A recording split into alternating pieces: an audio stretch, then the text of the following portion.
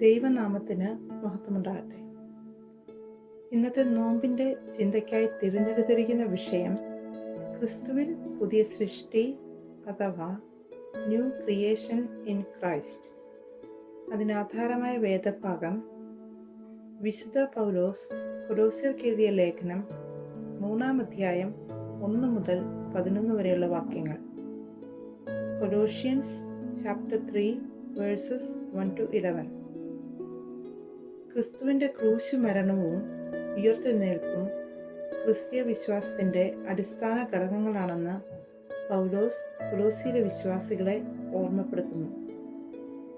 ക്രിസ്തുവിൻ്റെ ക്രൂശ് മരണവും ഉയർത്തെഴുന്നേൽപ്പും നമ്മുടെ ആത്മീയ ജീവിതത്തിൽ എത്രമാത്രം സ്വാധീനം ചെലുത്തിയിട്ടുണ്ടെന്ന് ഈ നോമ്പിൻ്റെ ദിനങ്ങളിൽ ഒരു പുനഃപരിശോധനയ്ക്ക് വിധേയമാക്കാം. നാം വിശുദ്ധ മാമോദീസായാൽ ക്രിസ്തുവിൻ്റെ ക്രൂശ് മരണത്തോട് ഏകീഭവിക്കുകയും തുടർന്നുള്ള അചഞ്ചലമായ വിശ്വാസ ജീവിതത്താൽ ഉയർത്തെഴുന്നേറ്റ കർത്താവിനോട് ചേരുവാൻ വാഞ്ചിക്കുകയും ചെയ്യേണ്ടത് ആവശ്യമാണ്. ക്രിസ്തുവിനോടുകൂടെ മരിച്ചെങ്കിൽ മാത്രമേ ക്രിസ്തുവിനോടുകൂടിയുള്ള ഉയർത്തെഴുന്നേൽപ്പും സാധ്യമാകുകയുള്ളൂ. ഉയർത്തെഴുന്നേറ്റ കർത്താവിനോട് ചേർന്ന് ജീവിക്കുമ്പോൾ നമ്മുടെ അന്വേഷണങ്ങളും ചിന്തകളും ഉയരത്തിലുള്ളതിനെ ലക്ഷ്യമാക്കി ആയിരിക്കണം. ഭൂമിയിൽ ജീവിക്കുമ്പോൾ ഉയരത്തിലുള്ളത് ചിന്തിക്കുവാൻ അല്പം പ്രയാസമുള്ള കാര്യമാണ്. ഈ ലോകത്തിലെ ജീവിതത്തിൽ നിന്നും മരണമാകുന്ന താൽക്കാലിക പ്രതിഭാസത്തിലൂടെ ക്രിസ്തുവിൽ മറയപ്പെടുകയും തേജസ്സിൽ വെളിപ്പെടുവാൻ പോകുന്ന ക്രിസ്തുവിനോടുകൂടെ വെളിപ്പെടുകയും ചെയ്യുക എന്നുള്ളതായിരിക്കണം നമ്മുടെ ലക്ഷ്യം. ഈ ലോകത്തിലെ ജീവിതത്തെക്കുറിച്ച് മാത്രം ചിന്തിക്കുന്നവരിൽ നിന്നും നമ്മെ വ്യത്യസ്തരാക്കുന്നത് ഓരോ ദിവസവും ക്രിസ്തുവിൽ ജീവിച്ച് പുതിയ സൃഷ്ടി ആയി രൂപാന്തരപ്പെടുവാൻ അവസരം ലഭിക്കുന്നു എന്നുള്ളതാണ്. ക്രിസ്തു കേന്ദ്രീകൃതമായി പുതിയ സൃഷ്ടി ആയിത്തീരണമെങ്കിൽ നാം ചില കാര്യങ്ങൾ അനുഷ്ഠിക്കേണ്ടതുണ്ട്.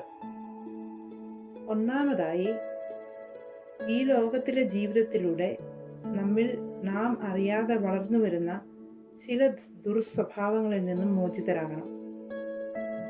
ദൈവകോപത്തിന് നമ്മെ വിധേയരാക്കുന്ന ദുർനടപ്പ്, അശുദ്ധി, അതിരാഗം, ദുർമോഹം, വിഗ്രഹാരാധനയായ അത്യാഗ്രഹം എന്നിവകൾ നമ്മെ നിത്യമരണത്തിൽ എത്തിക്കുന്നു എന്നുള്ള യാഥാർത്ഥ്യം നാം തിരിച്ചറിയണം. ജഡസംബന്ധമായ മരണം നിത്യജീവനും നമ്മെ അർഹരാക്കുന്നു. രണ്ടാമതായി, ഒരു ദൈവ പൈതലായി ജീവിക്കുമ്പോൾ തന്നെ കോപം, ക്രോധം, ഈർഷ്യ, വായിൽ നിന്ന് വരുന്ന ദൂഷണം, ദുർഭാഷണം എന്നിവയ്ക്ക് സാധ്യതയുള്ള ലോകത്തിലാണ് നാം ജീവിക്കുന്നത് എന്ന് മറന്നു പോകരുത്.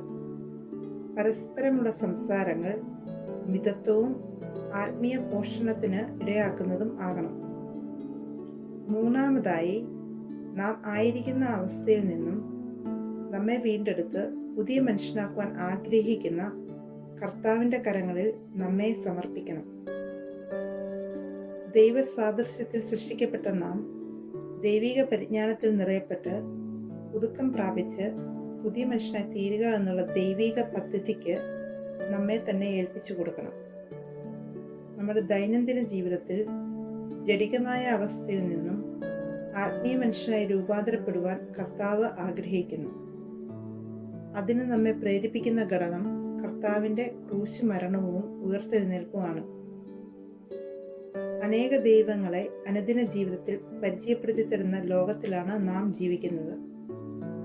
നമ്മുടെ ആവശ്യാനുസരണം ദൈവവചനത്തിൽ നിന്നും ചില വചനങ്ങളെ ഉദ്ധരിക്കുവാൻ നാം പലപ്പോഴും ശ്രമിക്കാറുണ്ട്.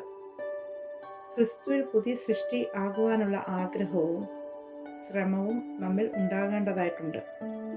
ഈ നോമ്പിൻ്റെ ദിനങ്ങളിൽ നാം കേൾക്കുന്ന ആത്മീയ ചിന്തകളും നാം നയിക്കുന്ന ജീവിത ശൈലികളും ക്രിസ്തുവിൽ നമ്മെ പുതിയ സൃഷ്ടികളാക്കുവാൻ സഹായിക്കുമാറാകട്ടെ. ആമേൻ.